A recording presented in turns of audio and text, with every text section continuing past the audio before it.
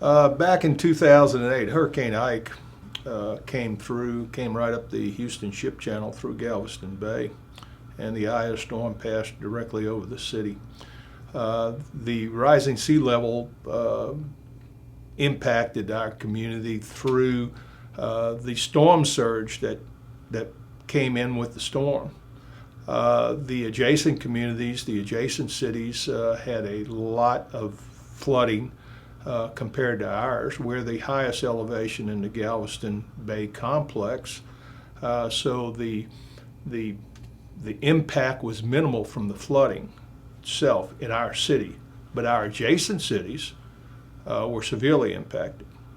In following up after that, the local mayors all got together and we decided something had to be done to mitigate storm surge.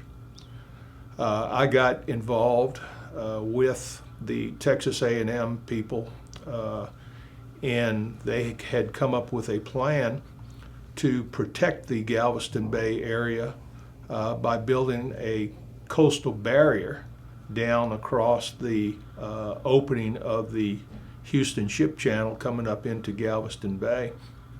And so for the last number of years, I have been directly involved on the political side of that effort in getting a number of our local cities in both Galveston County, Harris County, and Chambers County on board with us in passing resolutions.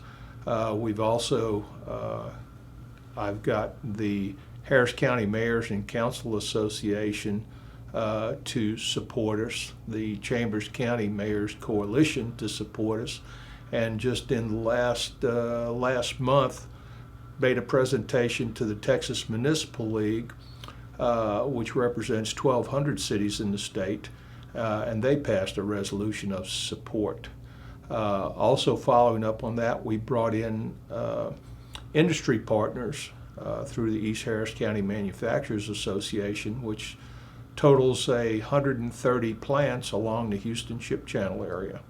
So building the grassroots effort to get support for funding for a storm surge solution.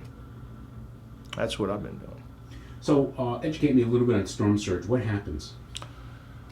When a storm is coming in from the Gulf of Mexico, depending on where your location is with regards to a hurricane, the dirty side is call it the northeast quadrant.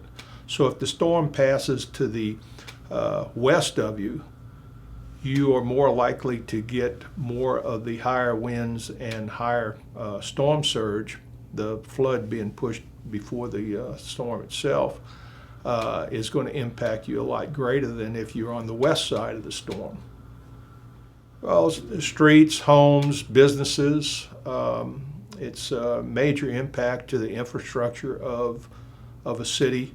Your sewer plants are a real target, let's call it, of disaster if they go under.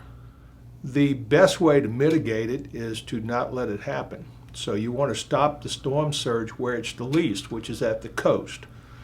My city is actually probably 25 miles from the coast, the Gulf of Mexico. However, we're right on the Galveston Bay, so we have a long shoreline on Galveston Bay.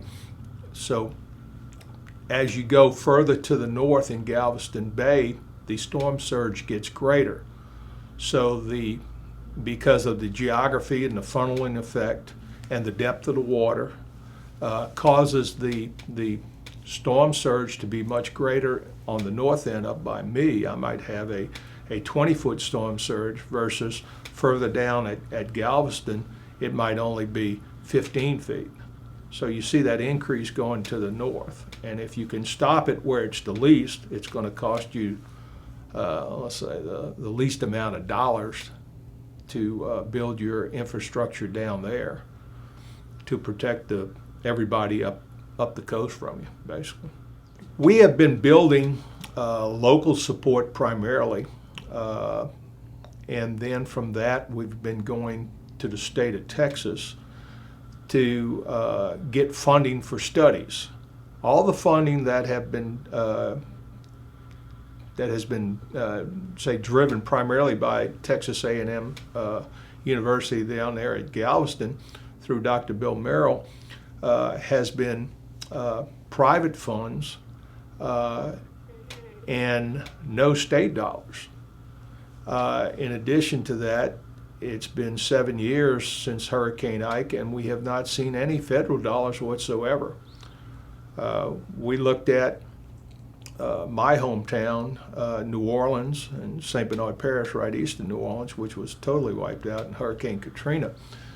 And over a 4-year period from 2005 to 2009, the federal government provided $16 billion to build a surge barrier basically around the city of New Orleans and the local area there to protect probably 1/6 of the population and maybe 1/10 of the economy of that area versus our area.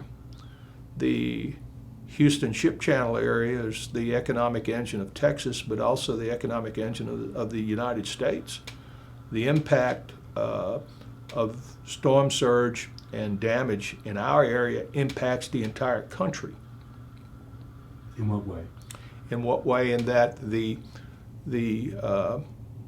largest petrochemical complex in the United States is on the Houston Ship Channel, and probably 60+% of the military fuel and aviation fuel for the country comes out of that area. 40% of the gasoline supplies for the country, for you to drive around up here, it's got to come out of the refinery somewhere, and 40% of the country's gasoline supplies come out of the area right within 10 miles of my city. The Port of Houston is a major